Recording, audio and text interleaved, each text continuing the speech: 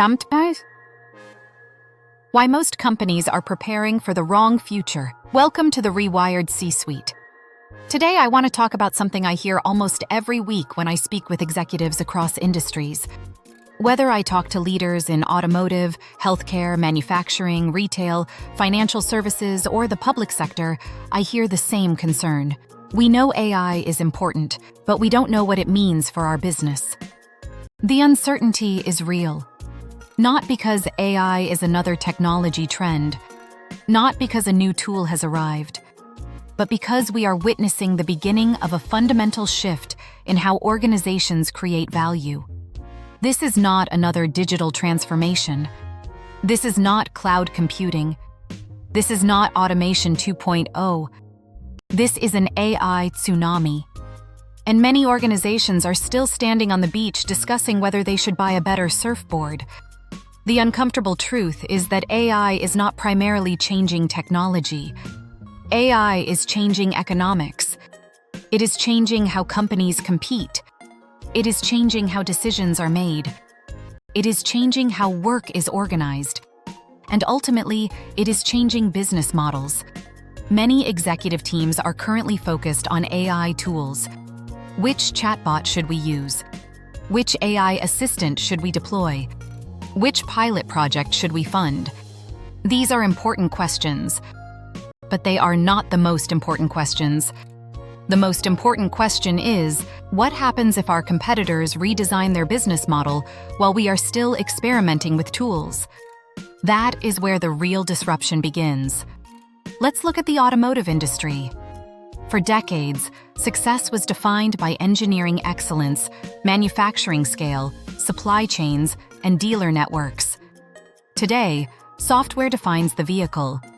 Tomorrow, AI will define mobility. The winners may not be the companies that build the best cars. The winners may be the companies that create the best AI-enabled mobility experience. That is a completely different game. The same thing is happening in healthcare. AI is not simply helping doctors write reports faster. AI is changing diagnostics. AI is changing patient journeys. AI is changing access to medical expertise. AI is changing healthcare economics. The same applies to retail. The future retailer will not simply use AI for recommendations.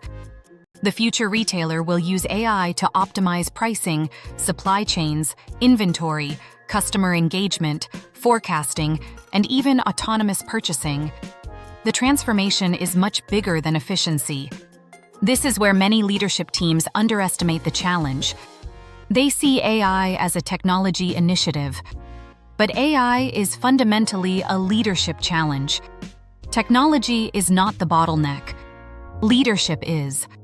The organizations that succeed over the next 5 years will not necessarily have the best technology. They will have the courage to rethink assumptions. They will challenge operating models. They will redesign processes. They will reinvent customer experiences. And they will create entirely new revenue streams.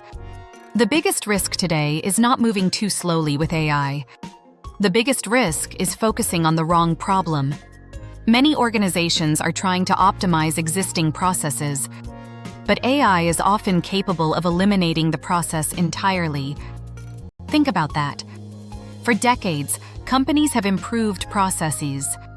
AI enables companies to redesign processes from scratch.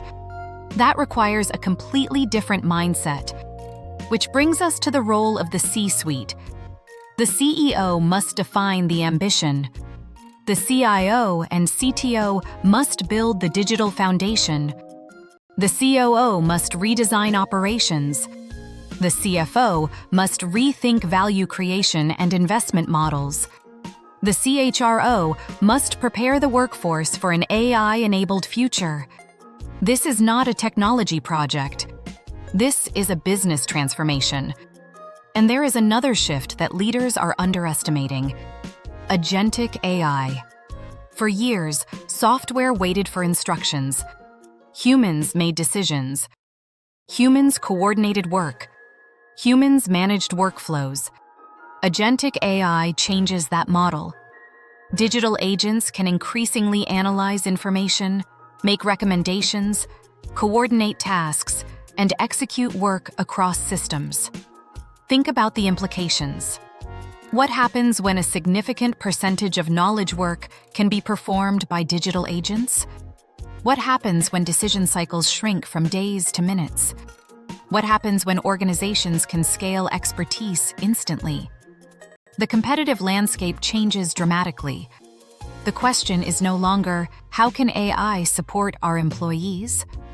The question becomes, how do humans and AI agents create value together? This is where the next generation of companies will emerge.